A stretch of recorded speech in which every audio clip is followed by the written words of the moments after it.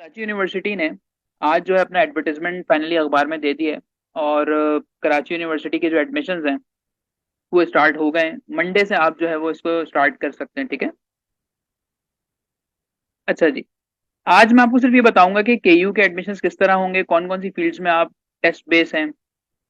सबसे पहले हम ये देखते हैं कि जो एडवर्टाइजमेंट इन्होंने हमें भेजा है, जो अखबार में एडवर्टाइजमेंट आया है, उसमें अगर हम देखें तो आपके पास जो यूबीआईटी है, वो बहुत सारे बच्चे जो है वो बीएससीएस को लेना चाह रहे हैं, वो भी अप्लाई करें।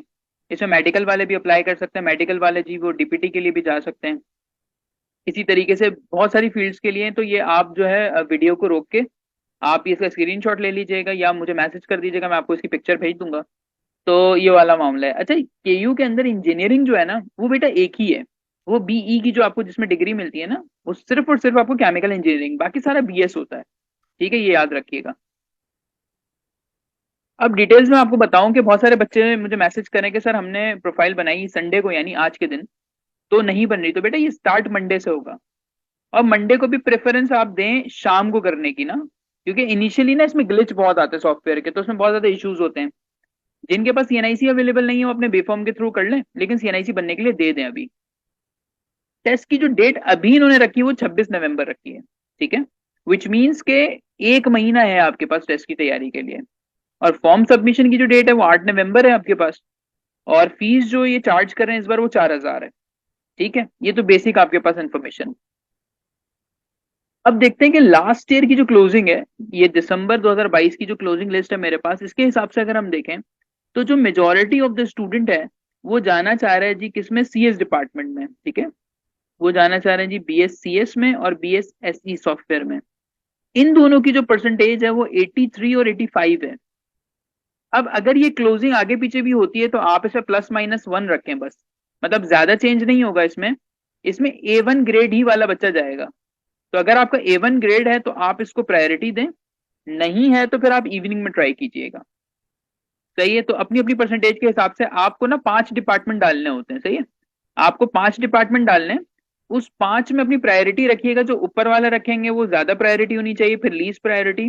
5 डिपार्टमेंट आप डालेंगे, आपके मेरिट के हिसाब से फिर वो आपको एडमिशन दे देंगे, ठीक है। अच्छा, टेस्ट का क्राइटेरिया क्या होता है, बहुत सिंपल होता है। इसमें आपको 50 मार्क्स लेने होते हैं। वो भी तकरीबन बच्चे नहीं ले पाते इसके अंदर, ठीक है। 50 नंबर आपने लेने होते हैं। कोई नेगेटिव मार्किंग इसके अंदर नहीं होती। कैलकुलेटर आपके पास अलाउ नहीं होगा, चाहे फिजिक्स हो चाहे मैथ्स हो, किसी में भी अलाउ नहीं होगा। और तमाम ही के लिए सेम टेस्ट आएगा। जैसे बहुत सारे बच्चे मुझसे सवाल पूछते हैं कि सर हमने जो है वो बायोकेमिस्ट्री भी देना है, हमने जो है फार्मडी के लिए भी, हमने डीपीटी के लिए भी करना है।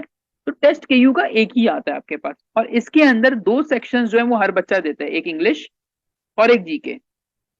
ये जो 40 एमसीक्यूज है ना, ये हर बच्चा देगा 40 एमसीक्यूज। चेंजिंग आपकी आती जाहिर है, इंटर में अगर किसी ने कंप्यूटर पढ़ी है तो उसका कंप्यूटर आता है, किसी ने केमिस्ट्री पढ़ी है तो उसका केमिस्ट्री आता है। जो आपने पढ़ा है आप उसी का टेस्ट देते हो, सही है।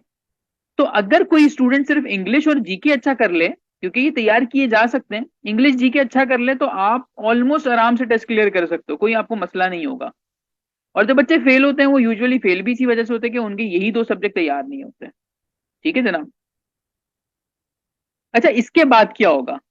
लेट सपोज आपने टेस्ट दिया, टेस्ट भी क्लियर कर लिया, लेकिन आपका मेरिट पे नाम नहीं आ पाता या आपको वो फील्ड नहीं मिलती। तो बेटा एक चांस आपके पास ओपन मेरिट होता है।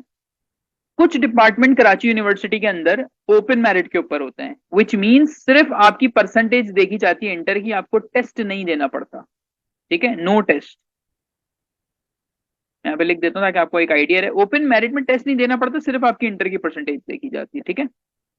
उसके बाद आते हैं इवनिंग प्रोग्राम्स। सेम फील्ड्स होंगी मोर और लेस, ये वाली फील्ड्स जो है।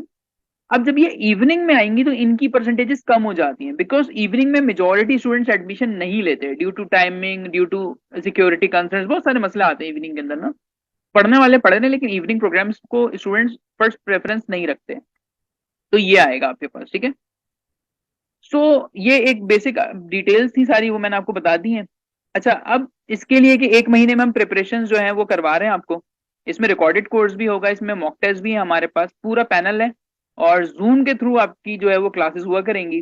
तो जिन स्टूडेंट्स को कोई पर्टिकुलर सब्जेक्ट्स पढ़ना है वो भी राब्ता कर सकते हैं, किसी चीज की रिकॉर्डिंग सिर्फ चाहिए वो भी, और मॉक टेस्ट वाले भी, ठीक है। खुदारा इसको ना हल्का मत लीजिएगा 50 आउट ऑफ 100 वाली बात को। ठीक है ना। मेजोरिटी बच्चा ये पास भी नहीं कर पाता है। तो आपने कोशिश ये करनी है कि टेस्ट की अच्छी तैयारी करें, और फिर टेस्ट के अंदर आप अपेयर हो तो इंशाल्लाह आपका टेस्ट भी क्लियर हो जाएगा और आपको डिजायर फील्ड भी मिल जाएगी। ठीक है स्टूडेंट्स, ये बेसिक्स ही मैंने डिटेल आप लोगों के साथ शेयर कर दी थी। अगर कोई